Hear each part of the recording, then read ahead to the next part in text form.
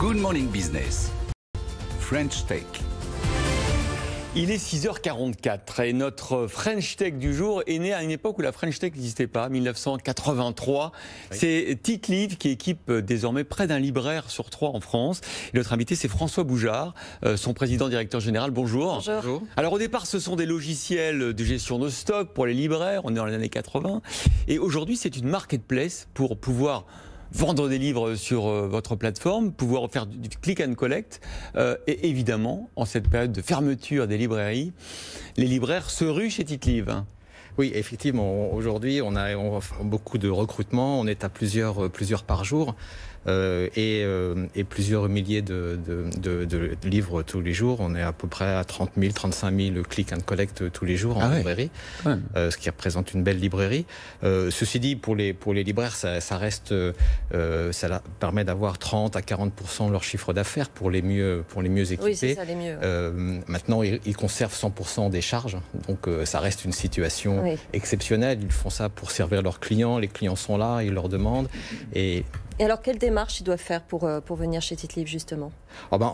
Pour venir sur le site, il y a une adresse de contact pour les libraires sur le site Place des Libraires. Et on reçoit les demandes et on va les traiter. On s'est organisé, on a mis en place une cellule de crise pour être en mesure de faire plusieurs par jour parce qu'il faut il faut les adresses, il faut des RIB, il faut ouvrir des comptes. C'est tout type de librairie, toute taille que vous acceptez ? Oui, toute librairie. Puisqu'en France, comme vous le disiez, le syndicat de la librairie française estime à 3 000, 3 300 le nombre de libraires en France.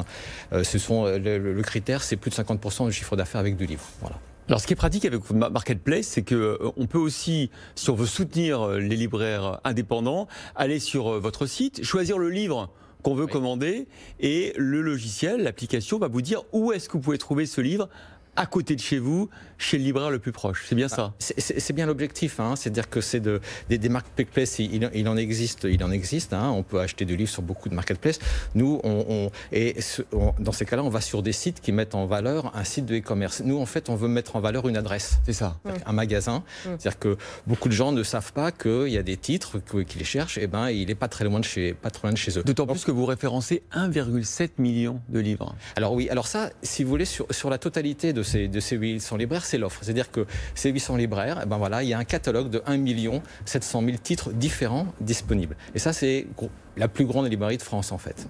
Et donc, ce réflexe, apprenez-le. Je vais acheter un livre, je vais sur TitLive et on me dit où, en bas de chez moi, je vais pouvoir trouver ce bouquin. Et en plus, on va rencontrer, peut-être à 2 mètres de distance, mais le libraire dans un click and collect, on est d'accord ? Exactement. Oui, c'est une click collect. On va privilégier le retrait en magasin. Les libraires aujourd'hui, c'est pas des entrepôts qui sont faits pour optimiser le retrait du livre dans telle étagère et l'expédier. C'est surtout des gens qui sont là pour accueillir les gens, c'est des lieux. Ça leur coûte combien aux libraires de faire cette démarche ? Alors, on est sur un libraire qui veut un site en nom propre, et ça va lui coûter entre 100 et 200 euros par mois, parce qu'on va lui amener tout le catalogue et toute l'infrastructure et tout le système. Quand on est sur la place de marché, on va être à 150 euros par an, et le click and collect, le paiement en magasin est gratuit.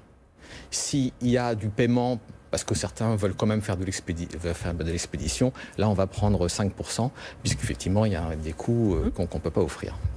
Et donc là, en période de confinement, je suis un libraire, je ne suis pas encore chez TitLive, j'ai envie de profiter de la marketplace, de manière à ce que s'il y a des gens autour de chez moi qui cherchent un livre, ils viennent plutôt l'acheter chez moi, ça me coûtera 150 euros. Voilà, pour l'année.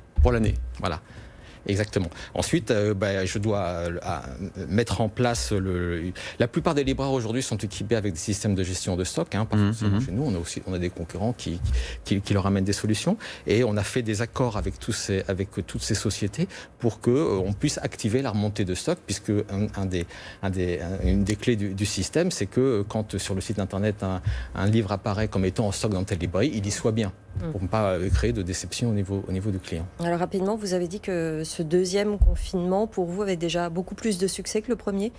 Oui, alors si vous voulez, les librairies que l'on avait en temps normal, déjà au premier confinement, les librairies étaient fermées. Voilà. Et puis, les librairies ne voulaient pas faire du click and collect. Enfin, on était dans un contexte un petit peu différent de celui d'aujourd'hui. Aujourd'hui, effectivement, les librairies sont ouvertes. Le click and collect, en général, pour les librairies... Elles sont ouvertes en click and collect. Oui, elles sont ouvertes. Voilà. En temps normal, le click and collect, c'est pas plus de 5%. Ouais.